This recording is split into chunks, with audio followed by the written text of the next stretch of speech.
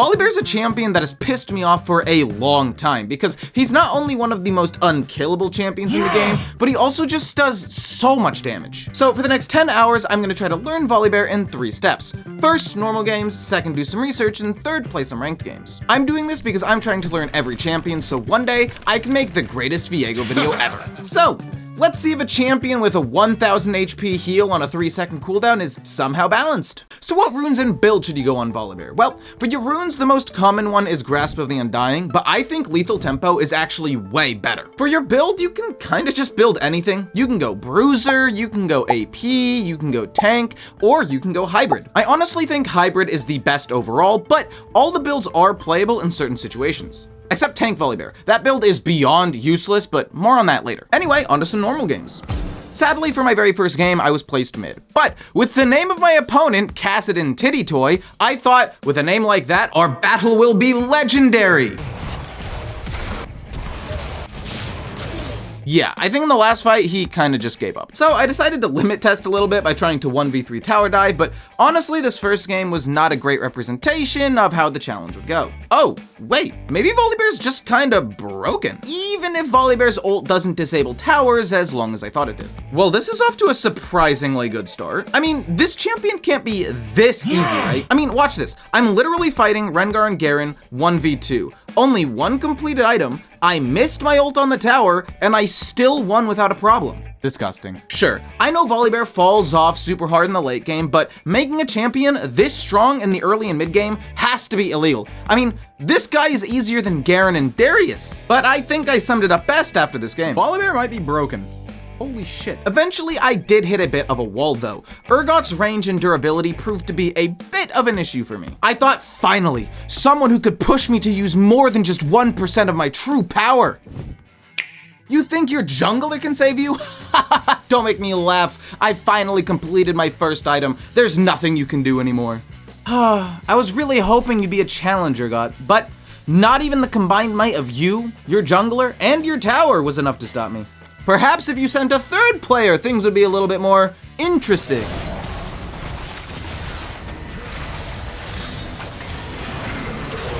Oh my gosh. Pathetic. You know what? I think I'm ready for ranked.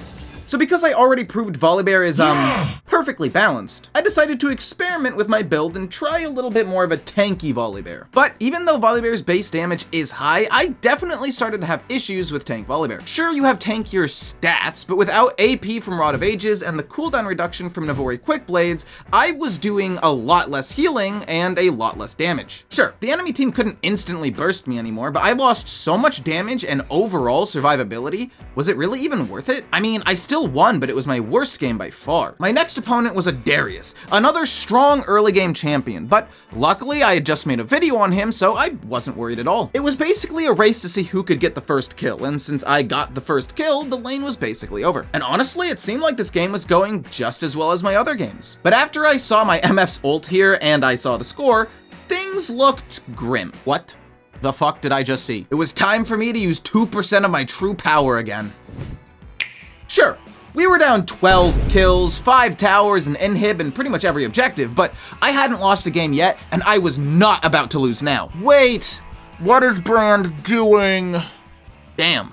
After these games, I realized Volibear is giga broken. So I did some research on YouTube and here's what I found. 1. Your Q and W are auto attack resets. This means you can actually do a lot of burst damage and stack lethal tempo very quickly, which is one of the reasons I liked lethal tempo so much. 2. Your passive always makes you push the wave, so if you're behind, don't constantly auto attack or you will push the wave and die. 3. You're actually very squishy without your healing and shielding. Basically, this means you're weak to getting bursted down by the enemy team, so focus on split pushing because in a 1v1 or even a 1v2, you're pretty much unkillable. 4. If you're forced to teamfight, play around your ult. Use it to force fights under tower or getting picks by jumping on someone and stunning them so your team can follow up. And 5. You fall off super hard, so you really only have 2 main options. A, play as aggressively early as you can and just get as far ahead as possible, or B, in late game teamfights, focus more on peeling for your carries or getting picks with your stun, don't try to 1v9 anymore. Anyway, on to some more ranked games. So now that I understood just how deep and complicated Volibear is, I was ready to start winning again. Nah, I'm just kidding. You just right-click the enemy and win lane, basically. Honestly, the biggest thing about top laners is thinking they're invincible and showing no respect even when they're behind. And Volibear is just so good at punishing bad players, which, let's be honest, most top laners are pretty bad, especially when behind. Because let me tell you, Volibear does have counterplay. Good spacing, lots of CC, and good mobility, all shit on Volibear. But if you just walk up for a minion when I'm 2 levels above you, yeah, Volibear is gonna beat your ass. Because at the end of the day, Volibear is a stat-checking champion. He's one of the most punishing champions in the game if you mess up against him. So, if you play against a Volibear, just play safe and wait to outscale him. And you know what?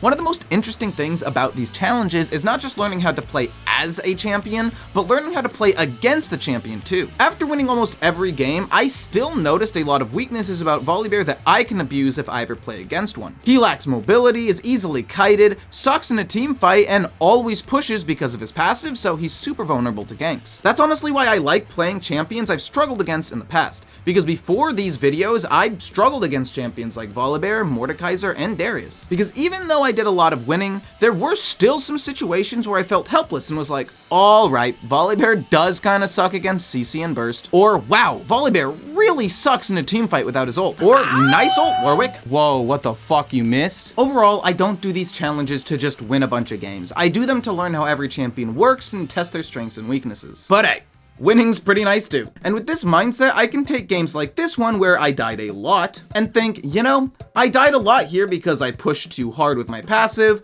played too aggressively with no vision, and could have just played a lot better. Sure, losing still sucks, but learning makes it sting a little bit less. But you know what's better than losing and learning a lesson or whatever the fuck?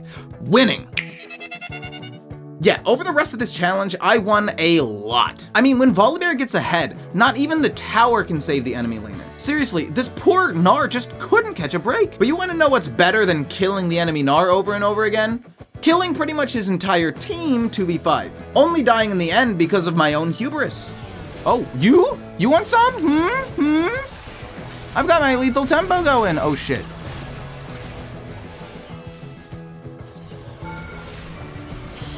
My W! It didn't go off, man! And I mean, even in this fight here, where I got my ankles broken at least a dozen times, it didn't matter. My damage and sustain were so nuts, I pretty much killed 3 people by myself. And can I just say, after playing 10 hours of Volibear, one of the most overrated items in the game is Unending Despair. It's one of his most used items, and so many people in my chat were begging me to build it because it's broken, but mathematically, it just isn't. I mean, I could see it as just a decent final item, but I never felt like it was really doing anything. It doesn't really give you enough resistances to be useful, and even though it seemed like a perfect item on Volibear, it was just so underwhelming. So after this loss, I didn't really want to build it again. But what item would I start building instead of Unending Despair? Well, I tried a few items and here were my favorites. Iceborne Gauntlet felt amazing against mobile teams or a lot of AD. Wit's End was good for tenacity and MR, but my favorite item was Cosmic Drive. I mean, unless you absolutely need resistances or maybe some anti-heal, Cosmic Drive gives Volibear everything he needs after his first 3 items. AP gives Volibear more damage and attack speed,